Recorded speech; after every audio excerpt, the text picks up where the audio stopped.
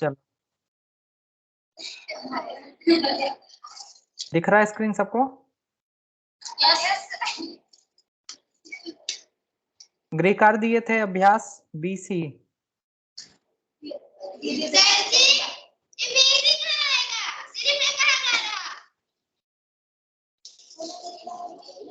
कौन सा अभ्यास था? 8A दिए थे ना? 8A सबको दिख रहा है ना? मोबाइल पे स्क्रीन छोटा दिख रहा होगा, लेकिन दिख रहा है। 8A में सबका बन गया। टोटल 16 सवाल है। स्क्रीन नहीं आ रही है? फोटो आ रही है इसके बच्चों की बस। सर हम लोगों की फोटो आ रही है। बस आपकी फोटो आ रही है? 1 मिनट, अभी देखिए।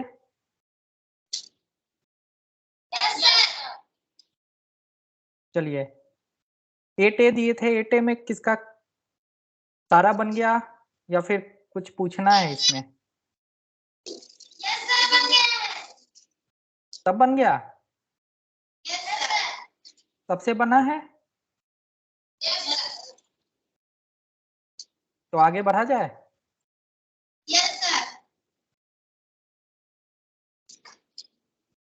चलिए, तो वो अभी तक क्या क्या सीखे हैं हम लोग वर्ग समीकरण में? स्वाति बताएगी। क्या?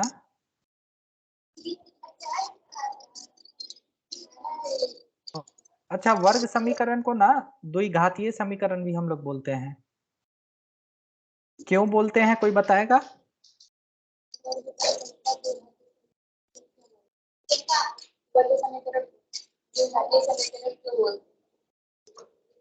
ये वर्ग समीकरण है ना? ये एक वर्ग समीकरण है, इसको द्विघातीय भी बोलते हैं। क्योंकि संकीर्ण में 2 की घात रहा। द्विघात।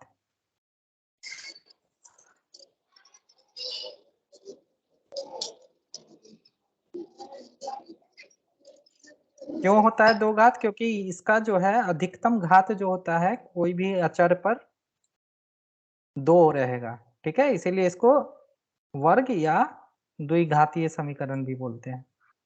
ठीक है, ये जो हम लोग लिखवाए थे ना वर्ग समीकरण किसे कहते हैं, उसमें लिख लीजिएगा। वर्ग समीकरण को ना द्विघातीय समीकरण भी करते हैं। तो कोई पूछेगा द्विघातीय समीकरण आता है तो क्या बोलना है? मानक रूप जो है इसका ax² लिखे थे ना, ax² बराबर k, उस वहीं पे नीचे में लिख लीजिए, इसको द्विघातीय समीकरण भी बोलते हैं।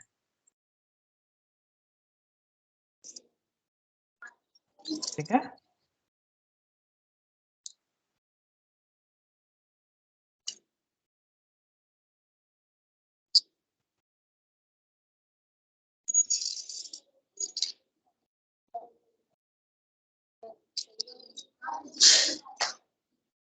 अब देखिए ये सारे आप लोगों ने बनाए होंगे। इसमें हम लोग अभी बनाए किस किस विधि से बनाया है ये 1 से 16?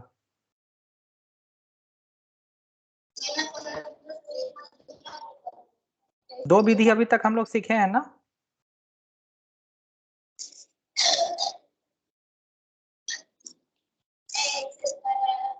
अभी तक हम लोग कौन कौन सा विधि सीखे हैं वर्ग समीकरण हल करने का?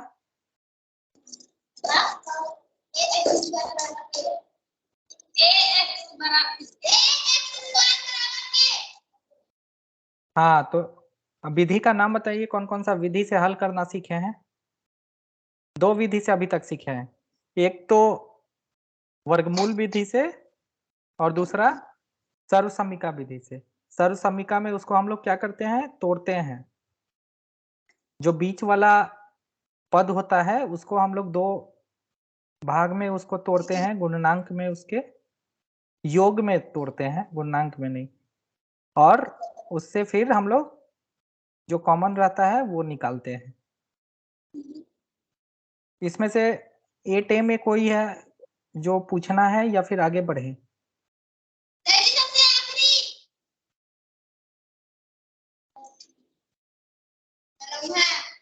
आखिरी वाला एक सवाल देख लेते हैं, उसके बाद जो है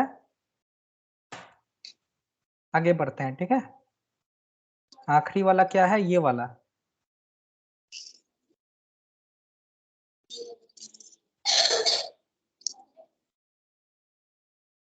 चलो आखिरी वाला में क्या बोल रहा है, 16 नंबर।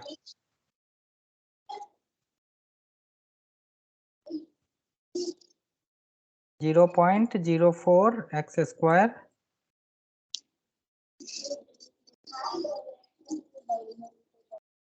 माइनस 0. सबसे पहला काम क्या करेंगे इसको,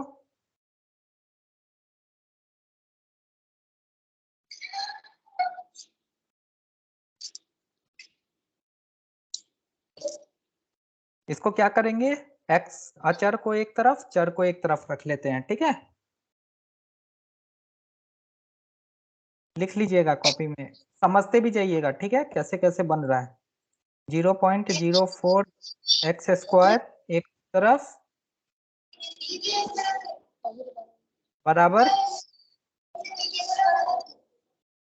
बराबर क्या होगा यहाँ, ये इस पद को इधर लेते हैं, पक्षांतर करते हैं, तो क्या होगा, ठीक है, माइनस प्लस हो जाएगा इधर आके, ठीक है। अब देखिए यहाँ पे क्या है, ये गुणनांक है, ये है ना गुणनांक, इसको इधर लाएंगे, इधर लाएंगे तो क्या होगा, क्या होगा जल्दी बताओ।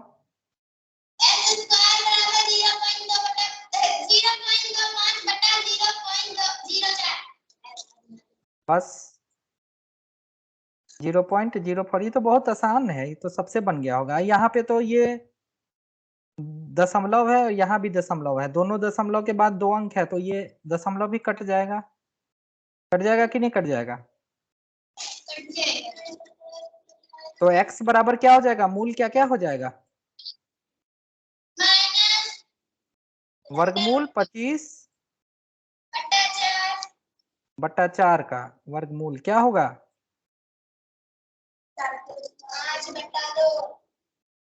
5/2 होगा केवल।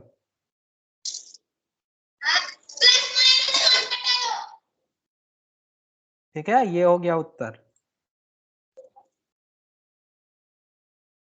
ठीक है।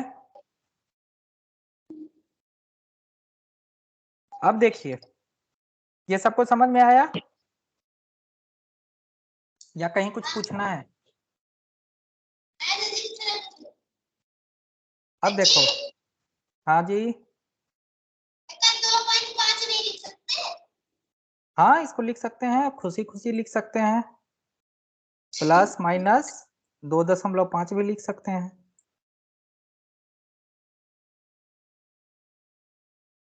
ठीक है। ये इसको कौन सा संख्या बोलते हैं,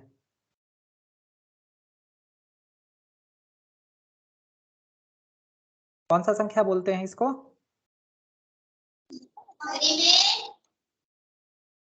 क्या, हाँ परिमेय संख्या है ये, ठीक है। तो ये परिमेय संख्या हो गया, और ये कौन सा हो गया,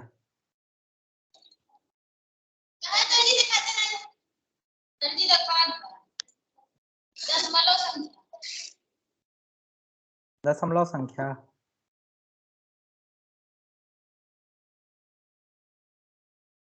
ठीक है, चलिए आगे देखते हैं, ठीक है। अभी ये सबको समझ में आ गया ना, तो ये जो है थोड़ा लंबा है, ठीक है। अगर बराबर हमारे पास रहेगा इक्वेशन, समीकरण, तो उसको हल करने में जो है थोड़ा समय लगेगा। तो श्रीधर आचार्य जी जो थे, वो भारत के बहुत बड़े गणितज्ञ थे, ठीक है। तो वो क्या बोले कि शोध किए, अपने शोध में उनको क्या पता चला कि इसमें हम लोग जो है समीकरण का वो देखे थे, रूप देखे थे ना, एक मानक रूप हम लोग देखे थे ax² बराबर k, और एक क्या देखे थे,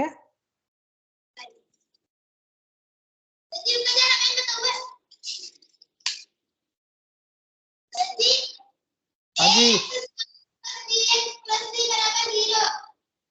हाँ, ये भी एक है रूप, है ना, वर्ग समीकरण का। ठीक है, तो वर्ग, इस तरह के वर्ग समीकरण जो रहेगा, ax स्क्वायर के में क्या है, ये b वाला जो पद है वो गायब है ना। ये c को इधर ले जाएंगे तो क्या हो जाएगा, -c, तो -c को वहां पे k बोल दिए। ठीक है, तो दोनों एक ही चीज है, ज्यादा इसमें कंफ्यूजन नहीं होना है। ठीक है, तो ax स्क्वायर बराबर k था, तो -k यहाँ पे रख लेते हैं। ठीक है, बराबर 0। तो इसमें देखिए ये भी वही रूप है, लेकिन इसमें क्या है, ये b वाला जो है अंक वो गायब है ना। तो बात मिला के एक ही है दोनों का, लेकिन इस बिना b के ऐसा लगता है और b के साथ ऐसा लगता है, दोनों एक ही है, लेकिन दोनों क्या है, वर्ग है। दोनों का घात क्या है, अधिकतम घात।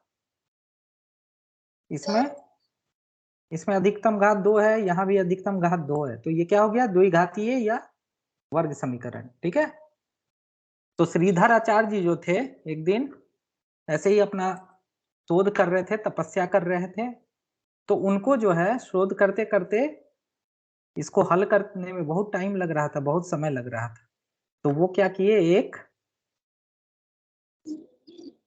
द्विघातीय समीकरण का जो मूल होता है वो उसको निकालने के लिए क्या किए, एक फॉर्मूला दिए। फॉर्मूला को हिंदी में क्या बोलते हैं, सूत्र। ठीक है, एक सूत्र दिए, ठीक है, जिसमें हम लोग x का जो मान है वो एक सूत्र में a b c का वैल्यू डालिए,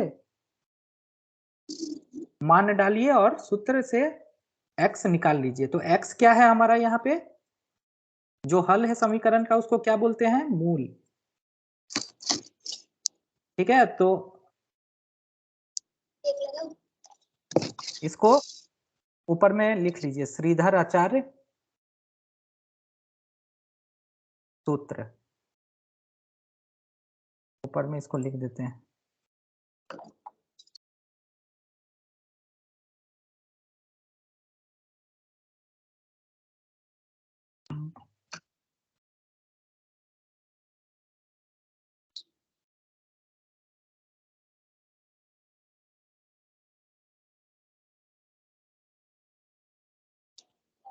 चलिए, नहीं हो रहा, तो ये लिख लीजिए, श्री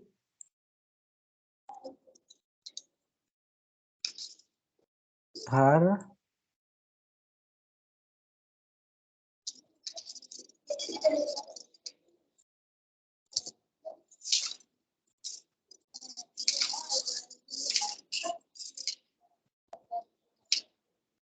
ठीक है,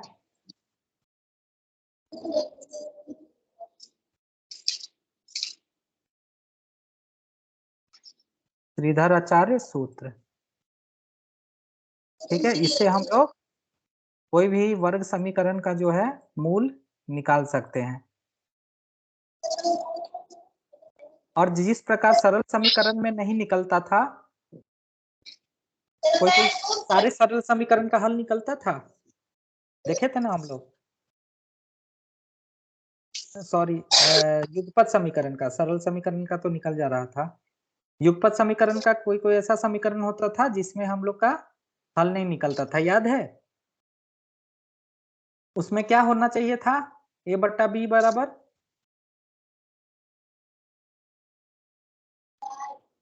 देख के बताओ, युगपत समीकरण में कब हल नहीं निकलता है,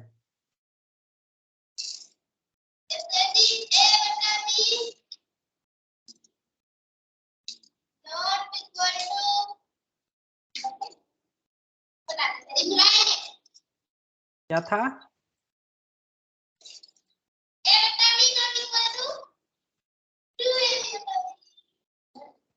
a बट्टा बी था, नॉट इक्वल टू क्या था,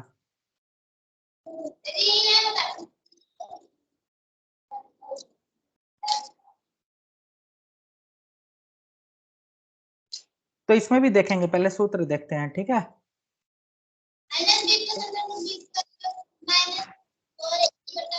तो इसका जो है श्रीधराचार्य का जो है सूत्र ये है, -b प्लस माइनस देखिए प्लस माइनस यहाँ पे क्यों है, क्योंकि यहाँ पे कोई भी वर्ग समीकरण का आता है, जब भी वर्गमूल निकालते हैं तो वर्गमूल का दोनों वैल्यू आता है, इसीलिए यहाँ पे प्लस माइनस लगा हुआ है। ठीक है,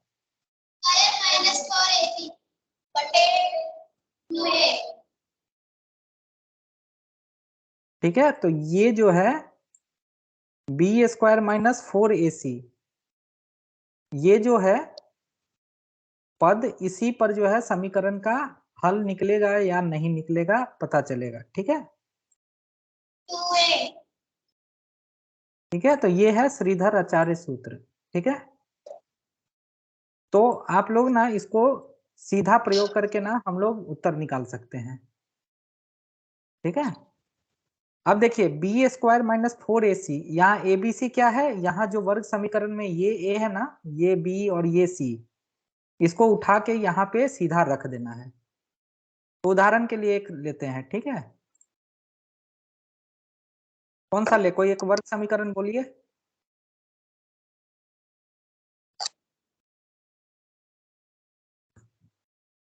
आंचल बोलेगी,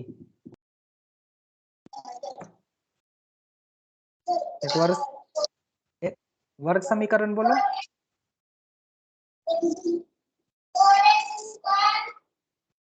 क्या? 4x स्क्वायर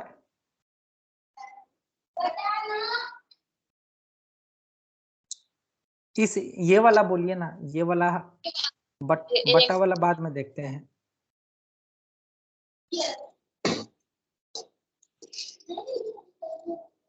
कोई एक बोलो वर्ग समीकरण, उसका हल निकालते हैं x से।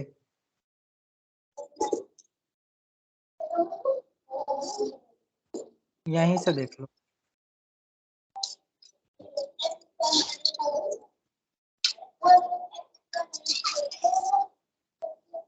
बताओ आंचल, ये वाला ले लेते हैं, x square plus x minus 6। ठीक है, एक्स स्क्वायर क्या है,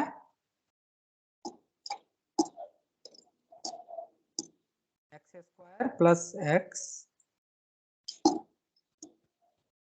माइनस 6, ये लिख लीजिए बराबर 0। इसको श्रीधर आचार्य सूत्र से बनाना है। तो सबसे पहले क्या करेंगे, इसमें लिख लेंगे ए बी और सी। ए यहाँ पर क्या है, एक। क्या है, एक्स स्क्वायर का गुणनांक क्या है, एक। ए यहाँ पे है ना एक्स स्क्वायर का गुणनांक, तो इसका भी एक एक है। बी क्या है, बी का क्या हो गया, ये भी एक है। और सी क्या हो गया,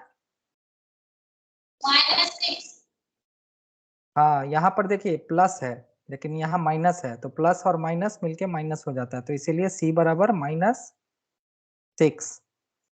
अब इसका मान निकालने के लिए, x को निकालने के लिए कुछ नहीं करना है, सीधा सूत्र में उठाना है और रख देना है। ठीक है, तो क्या हो जाएगा, माइनस बी क्या है, -1 प्लस माइनस बी स्क्वायर क्या है, एक का स्क्वायर, बी स्क्वायर -4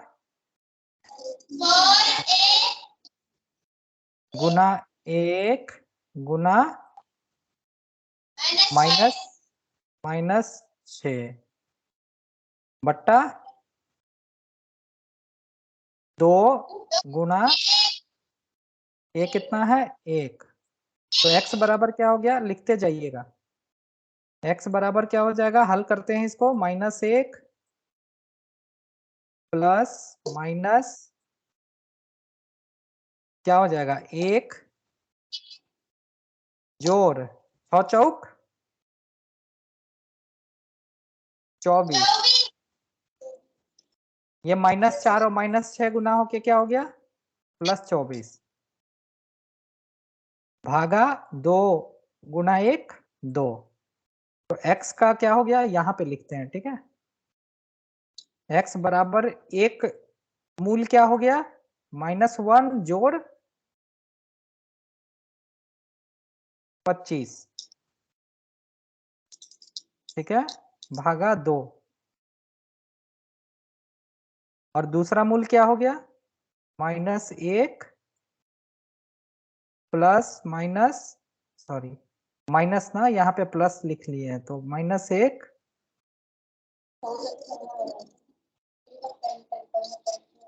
25/2। ठीक है, तो यहाँ पे जोड़ का अलग कर दिए हैं और यहाँ घटा का अलग कर दिए हैं। ठीक है,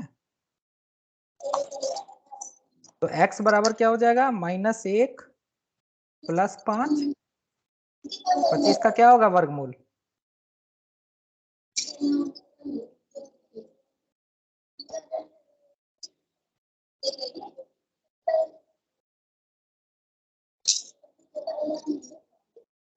ठीक है, तो x बराबर हमारा मूल क्या हो गया? 5 घटा 1, 4/2। और ये क्या हो जाएगा? माइनस, तो x बराबर क्या आ गया हम लोग का?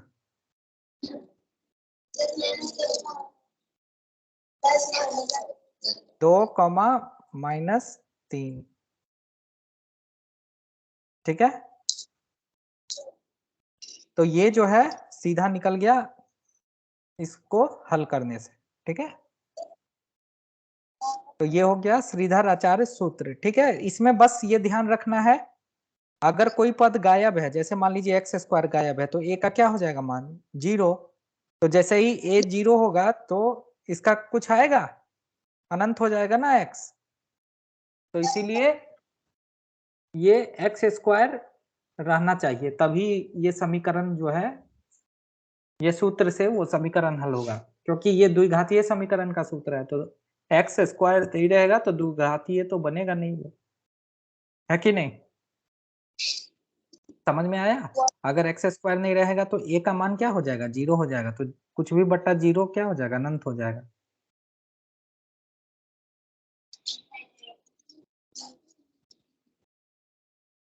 ठीक है, इस समीकरण को सर्वसम्मिका विधि से सॉल्व, इसको हल कौन कर सकता है? इसको क्या चीज में तोड़ेंगे? 2 और 3 में तोड़ देंगे।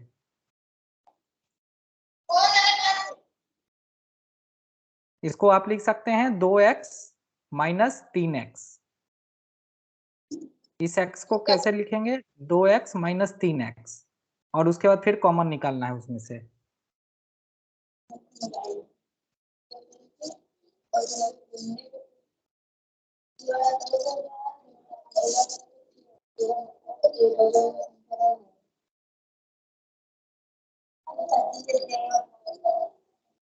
देखिए, अभ्यास 8b में जो है हल करना है। ठीक है, 8b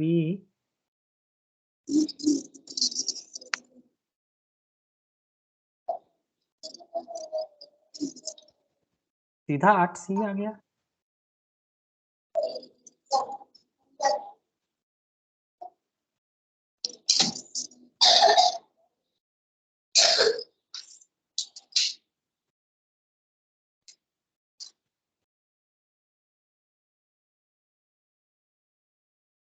ठीक है, 8b आप लोग को दिख रहा है आपकी किताब में? कहाँ है? उदाहरण 5, फिर 8c आ जा रहा है।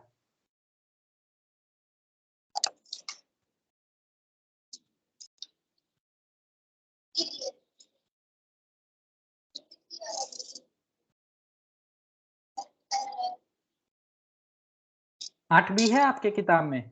यहाँ तो नहीं दिख रहा है।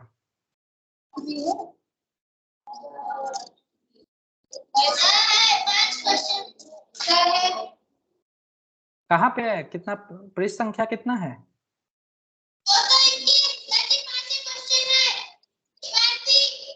अच्छा, यहाँ पे है ऊपर में, हाँ दिख गया।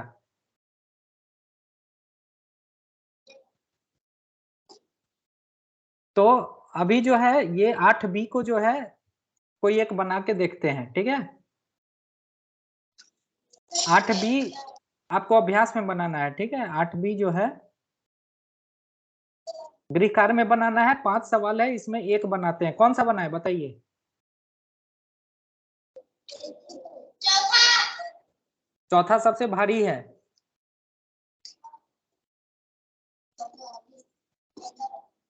चौथा देखा जाए। Yes sir.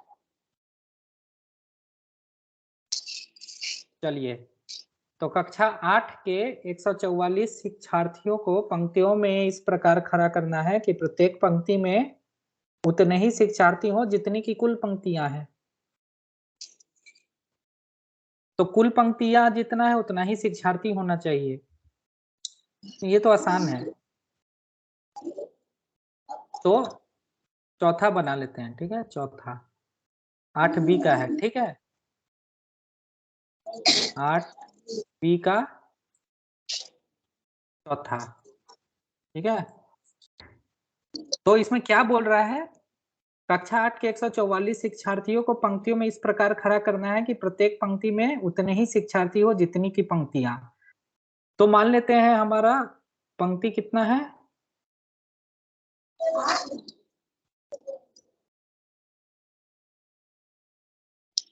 मान ले पंक्तियों की संख्या कितनी है?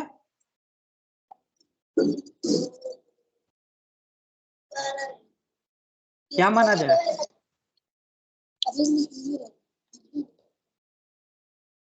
पंक्तियों की संख्या कितनी है? क्या माना जाए?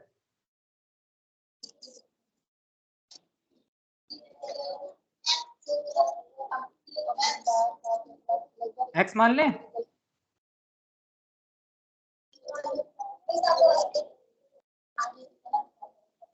तो हमारे सवाल में क्या बोल रहा है?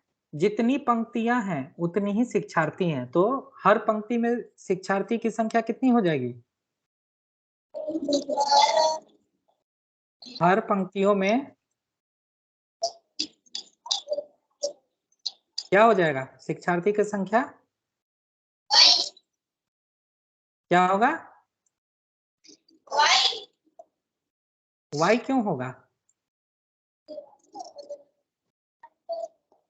क्या बोल रहा है? हर पंक्तियों में शिक्षार्थी की संख्या उतनी ही है जितनी की पंक्तियां हैं।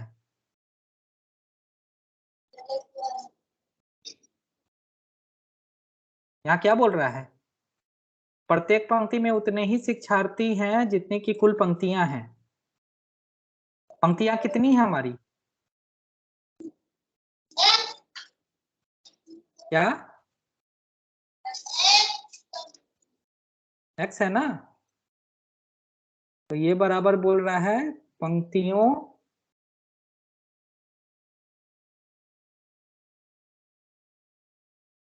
की संख्या के बराबर है। ये किसके बराबर है? X। ये लिख लीजिएगा कॉपी में, साथ में बना लीजिए, ठीक है। तो एक सवाल आपका 8 का बन जाएगा, बराबर क्या है? X, ठीक है। तो कुल क्या हो जाएगा? यहाँ पर देखिए, जैसे यहाँ पर मान लेते हैं एक पंक्ति यहाँ है, ठीक है। एक पंक्ति यहाँ पे है, ठीक है। अब हर एक पंक्ति में मान लेते हैं कि कितने लोग हैं?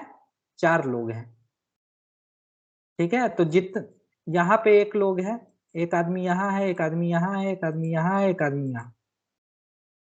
तो बोल रहा है जितने पंक्ति हैं उतने लोग हैं। तो यहाँ 3 पंक्ति है, तो एक और पंक्ति बनाना पड़ेगा, ठीक है। तो यहाँ कितना पंक्ति हो गया? 4 पंक्ति हो गया। और क्या बोल रहा है? हर एक पंक्ति में जितने पंक्ति हैं उतने एक पंक्ति में लोग हैं। तो क्या हो गया यहाँ पे? 4 पंक्ति में 4 लोग हैं, तो टोटल कुल संख्या क्या हो जाएगा? 16 होगा। तो कैसे 16 किए? जितनी पंक्ति की संख्या है उसमें गुणा कर दिए जितने लोग हैं एक पंक्ति में। तो यहाँ पे क्या हो जाएगा? कुल शिक्षार्थी कितना हो जाएगा?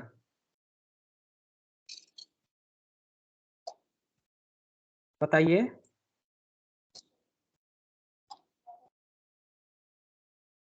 कुल शिक्षार्थी क्या होगा, कौन बताएगा?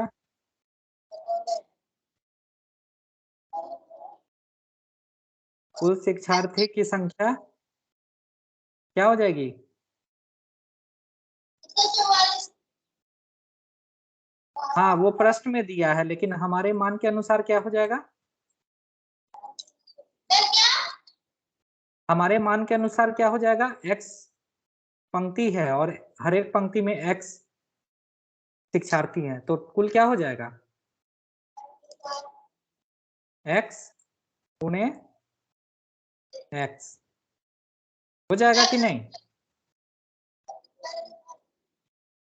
बराबर x स्क्वायर। x स्क्वायर हो गया, लेकिन सवाल के हिसाब से क्या है?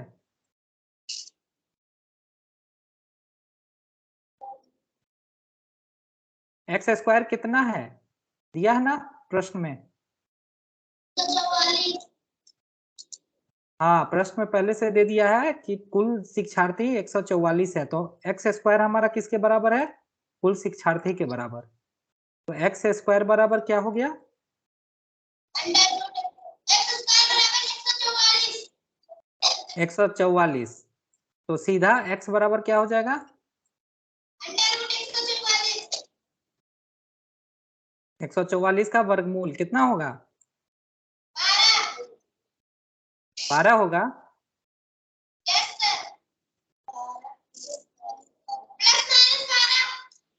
प्लस माइनस 12 होगा ना, लेकिन संख्या कभी शिक्षार्थी का संख्या निगेटिव में हो सकता है, माइनस में हो सकता है, नहीं ना? यहाँ पर लिखिए x का मान हो गया प्लस माइनस 12, फिर यहाँ पर रखिए चूंकि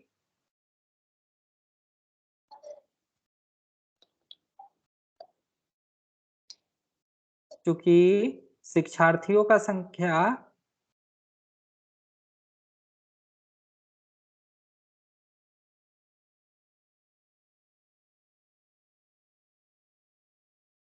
शिक्षार्थियों की संख्या माइनस में नहीं हो सकती,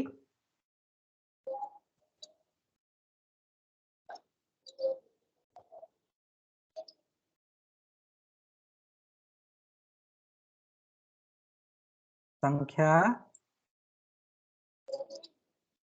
माइनस में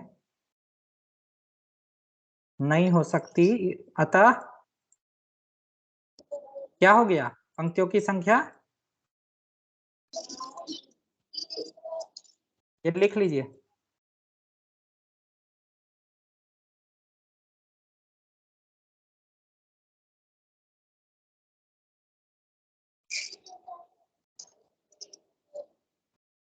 ठीक है, नहीं हो सकती, अतः पंक्ति एवं शिक्षार्थी की संख्या 12 होगी, लिख लीजिए।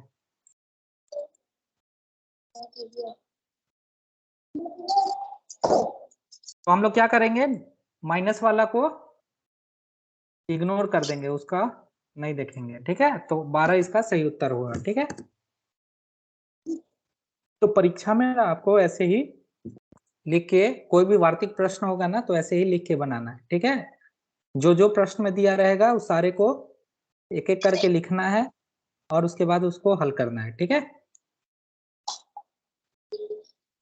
8B आपका रहेगा और 8C ये वाला जो है वर्ग समीकरण को हल करना अभी हम लोग सीखे हैं, ठीक है?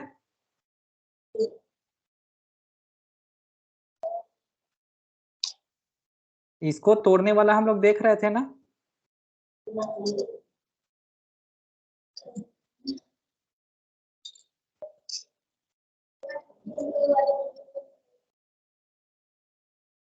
ठीक है, तो 8B में जो है ये गृह कार्य में बनाना है, ठीक है? 8B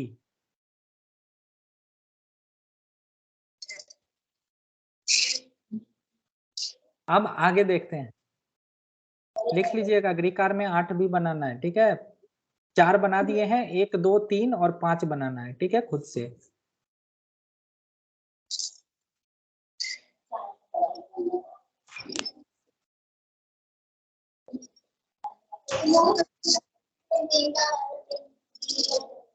अभी तक किसी को कुछ पूछना है?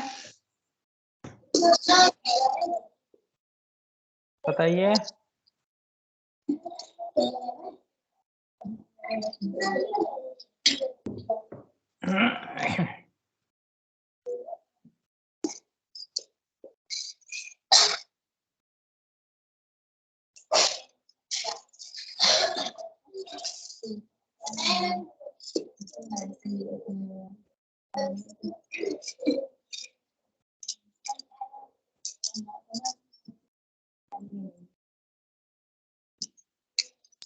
ठीक है, आगे बढ़े। कुछ पूछना है?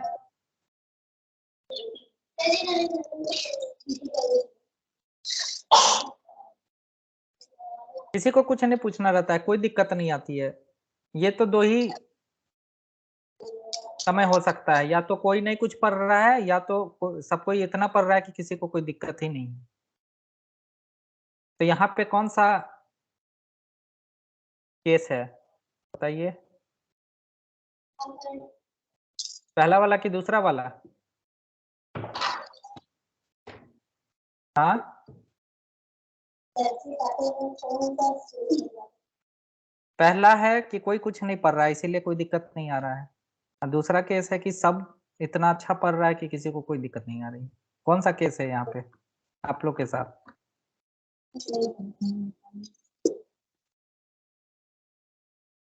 सबसे बन रहा है, सबको समझ में आ रहा है जो बता रहे हैं?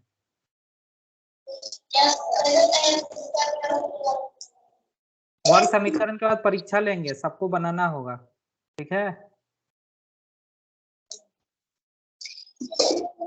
6, 7, 8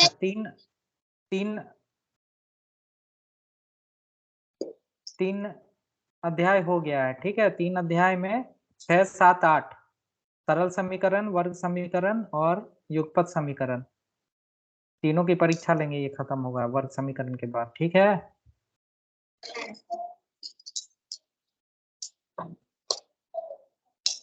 दस प्रश्न रहेगा, 10 प्रश्न कक्षा में ही बनाना है एक दिन सबको, ठीक है?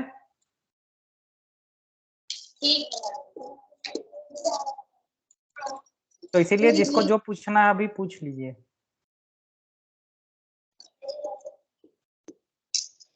और 10 में कम से कम 7 सही बनाना है सबको, ठीक है?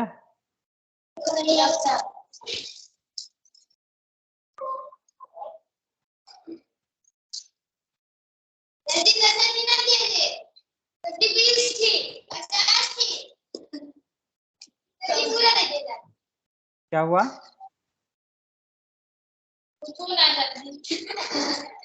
चलिए पहला हम लोग देखें ना वर्गमूल विधि, दूसरा है गुणनखंड विधि से समीकरण का हम लोग प्रयोग करेंगे, और फिर कोई भी समीकरण का हल निकालेंगे, ठीक है? अभी श्रीधर आचार्य से हम लोग देखें ना, उसमें आपका ये सारे समीकरण को वैसे हल कर सकते हैं, श्रीधर आचार्य से भी या फिर गुणनखंड विधि से, ठीक है? तो लिख लीजिए, तीसरा विधि लिख लीजिए, गुणनखंड विधि।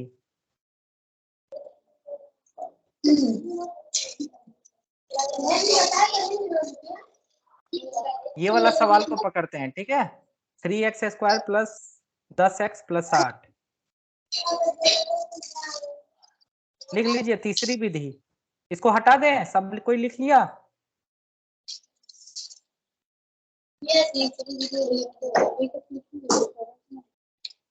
हटा दे 8b का 4,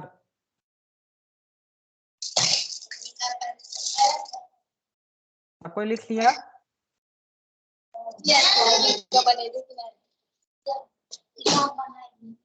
चलिए अब गुणनखंड विधि से इसको बनाते हैं, ठीक है? हेडिंग डाल लीजिए, गुणनखंड विधि से वर्ग समीकरण का हल या द्विघातीय समीकरण का हल।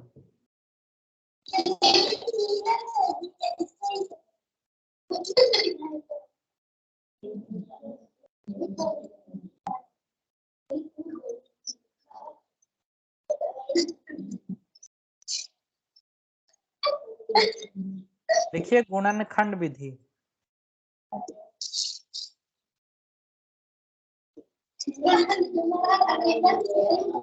ये वैसे हम बता चुके हैं एक बार, फिर से आप लोग को बता दे रहे हैं, ठीक है। गुणनखंड विधि।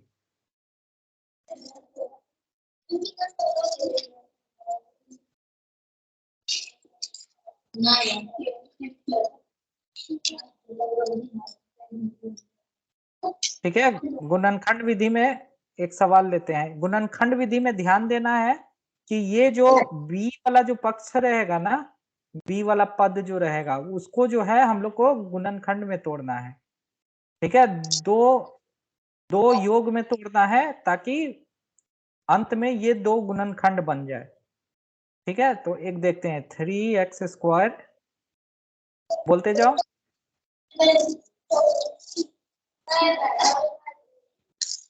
आगे क्या है?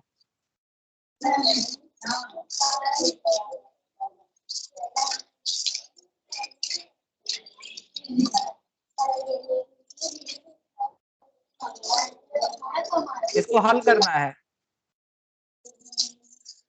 तो यहाँ पर देखिए, यहाँ पे गुणनखंड में क्या देखना है, ये दोनों को गुना कीजिए तो कितना आता है?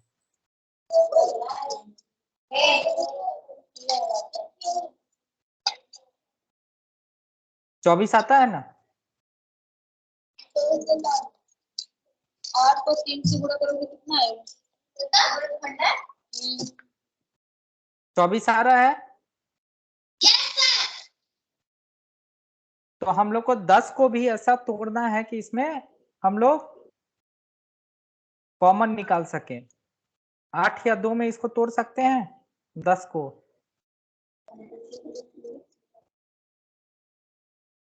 ठीक है, तो इसमें ये भी कॉमन आएगा। ठीक है, 3x² को 10 को ऐसे लिखना है, 10x को, कि हम लोग को कॉमन निकालने के बाद दोनों पद में जो है, दोनों गुणनखंड में बराबर मिल जाए। ठीक है, तो सबसे पहले इसको कुछ नहीं करना है। ठीक है, पहला पद जो रहेगा, द्विघात वाला जो पद रहेगा, उसको वैसे का वैसे ही रखना है। ठीक है, 3x² रख देना है। ठीक है, कुछ नहीं करना है। अब जो करना है, इसको तोड़ना है।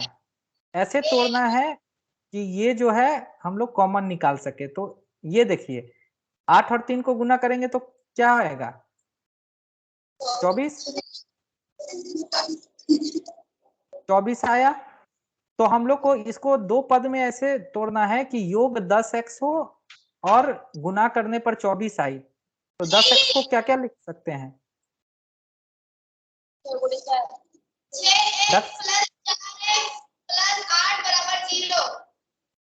10x को क्या लिख सकते हैं, यहां समझना, किताब से देख के नहीं बोलना है। ठीक है, 10x को क्या क्या लिख सकते हैं? 9x + x लिख सकते हैं, लेकिन ये दोनों को गुना करने पर आ रहा है 24। आ रहा है 9x और 1, ये दोनों का गुणनखंड को गुना कीजिए तो क्या होगा? 9 होगा।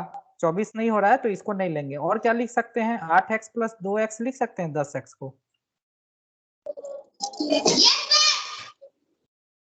और ये दोनों का गुणनखंड गुना कीजिएगा तो कितना आ रहा है? हाँ, गुना कर रहे हैं तो 10।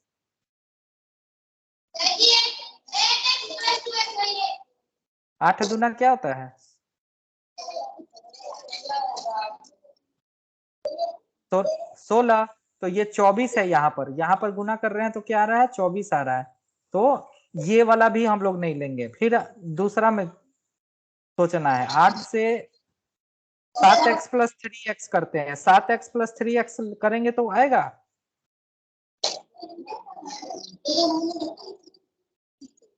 7 और 3 का गुणांक क्या होगा?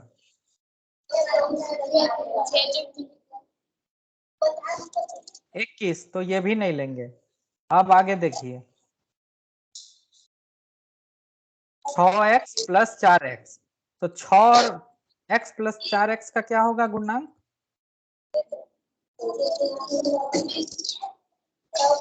गुना करेंगे तो क्या होगा? 24। तो ये 24 और ये 24 बराबर हो गया। ठीक है, तो ये वाला इसमें तोड़ेंगे। ठीक है, 10x को हम लोग इतने तरीके से तोड़ सकते हैं। इतना तरीका है, इससे तोड़ सकते हैं, है ना। लेकिन इनमें से कौन लेना है, ये वाला लेना है। क्यों? क्योंकि दोनों का गुना 24 आ रहा है। ठीक है, तो बस कुछ नहीं करना है। अब 10x को लिख दीजिए 6x प्लस 4x। अब इसके आगे सॉल्व करना है। ठीक है, तो इसमें से क्या कॉमन ले? 3x प्लस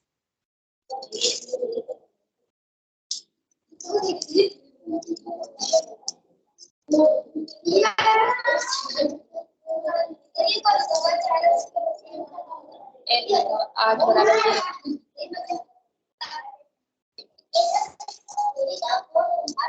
हाँ 8 बराबर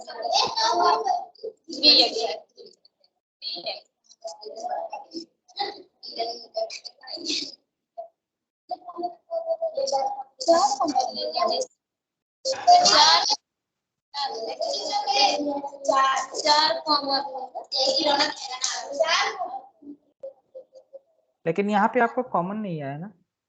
सर यहाँ पर 4 कॉमन यहाँ सवाल क्या है, ये 4 है कि 8 है? 8 ही है।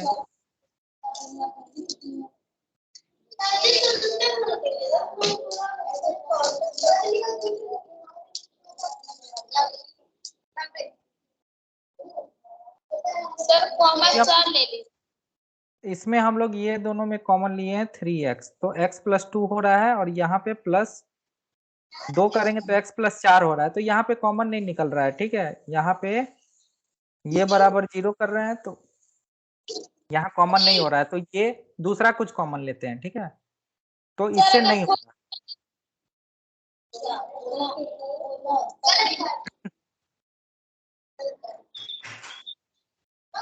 यहाँ पर इसको लेते हैं। ठीक है,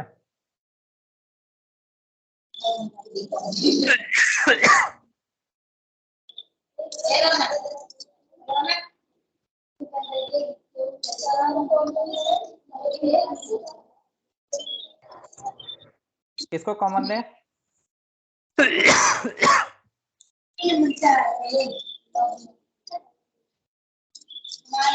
सर 4x प्लस 1 में अगर 4 कॉमन तो 4 कॉमन ले लें। यस सर हाँ,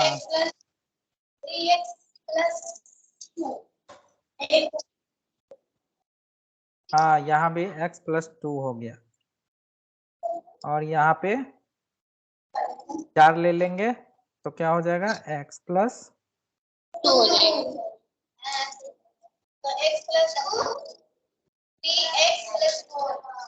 तो यहाँ पर क्या हो गया, x प्लस 2 कॉमन यहाँ से लेते हैं दोनों में से। ठीक है, तो x प्लस 2 हो जाएगा बाहर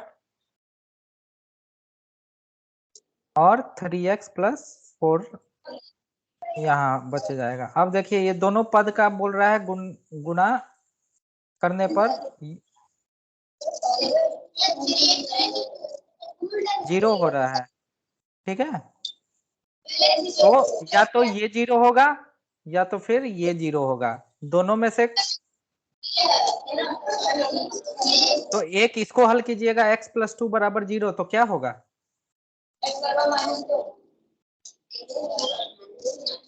तो एक से क्या आएगा, x बराबर -2 और दूसरा में x बराबर -4/3। ये समझ में आया सबको?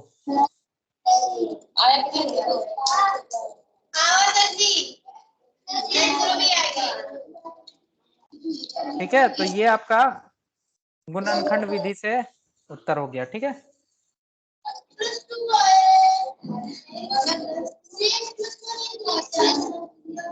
ठीक है, तो ये जो है ना आपको अभ्यास करना है। गुणनखंड जो है ना अभ्यास करने से समझ में आएगा। ये अभ्यास 8C जो है ना सारा वही है। तो B और C जो है बनाना है। ठीक है, अगली कक्षा में वार्तिक प्रश्न देखेंगे। ठीक है। ग्रीक कार्ड लिख लीजिए। अभ्यास 8B और 8C।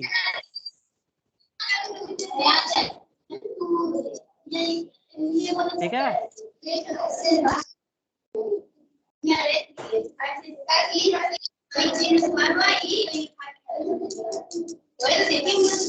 ठीक है। एक सप्ताह का समय है। 8A और 8B, सॉरी 8A बन चुका है ना, 8B और 8C जो है वो बना के लाना है। ठीक है, 8B और 8C को बना कर लाना है। उसमें अगर नहीं बनेगा तो पूछिएगा। ठीक है,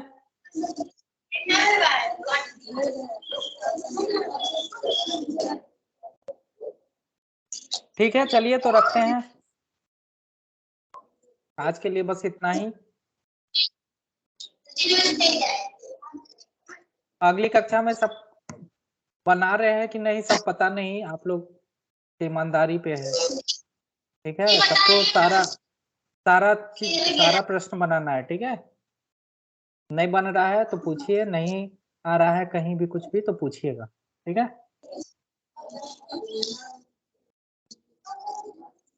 चलिए तब रखते हैं। Bye bye.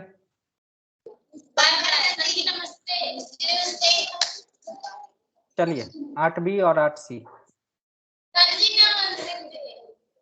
बाय, नमस्ते।